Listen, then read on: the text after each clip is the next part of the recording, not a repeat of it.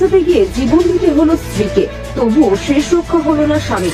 শুক্রবার বিকেলে চাঞ্চল্যকর এই ঘটনাটি ঘটে শিয়ালদা বন্যাসাগর হাবড়া জয়গাছি 30 নম্বর রেলগেট লাগোয়া আপ লাইনে।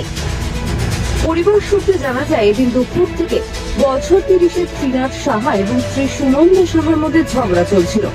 ঝগড়া এমন পর্যায়ে পৌঁছায় যে হঠাৎ করে ত্রিনাথ ট্রেন আসতে রেল লাইনের উপর উঠে আসে। পেছনে পেছনে ছুটে যায় সুনন্দা দেবী। মুহূর্তের মধ্যে ঘটে যায় অঘটন। ট্রেনের ধাক্কায় ঘটনাস্থলে মৃত্যু হয় স্বামী স্ত্রীর। ঘটনার খবর পেয়ে ঘটনাস্থলে আসে জিআরপি এবং আরপিএফ। জোড়া মৃত্যুতে শোকের ছায়া নেমে এসেছে গোটা এলাকায়। আমার ছেলে ফ্রিজের সাথে ঝগড়াঝাটি করতো। আজকে ওই নেই, আমার বৌমা কাজ করে নিতে পারি, এই কাজ না করলে দেখাশোনা করে। এই নিয়ে আমি তো হাঁটতে পারি না, আমি তো অসুস্থ, আমি তো ওই পাশে থাকি, ওরা এই পাশে থাকে।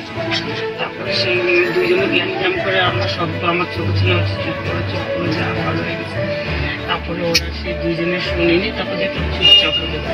মানে আমার বৌমা আমার ওই ছেলের আনতে গেছিল, এটা পাশের বাড়ির একটা ছেলে বলবো, আনতে গিয়ে তারপরে ও ইয়ে হয়ে গেছে, ওর গাড়ি এসে গেছে, ও আর সামলাতে পারেনি, আর ওই পাটি ধরে রেখেছিল।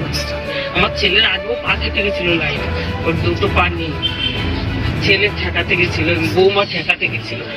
এরকম ঘটনা শুনেই আমরা ছুটে এসেছি, কাটা গেছে তাই বাড়িতে নিতে এসে। স্বামী স্ত্রী থাকে একটু টুকটাক হয়, কিন্তু এরকম এত দূর হয় এটা কখনো এটা হয়নি না। এটা কেউ ভাবে, ছোট ছোট দুটো বাচ্চা আছে, কেউ ভাবে না যে আমরা এই কাজটা করবো। এটা অ্যাক্সিডেন্ট হয়ে গেছে ওদের, কেউ ভাবে না। আমি কি চাবো যে আমার বাচ্চা দুটো এরকম অনাথ হোক?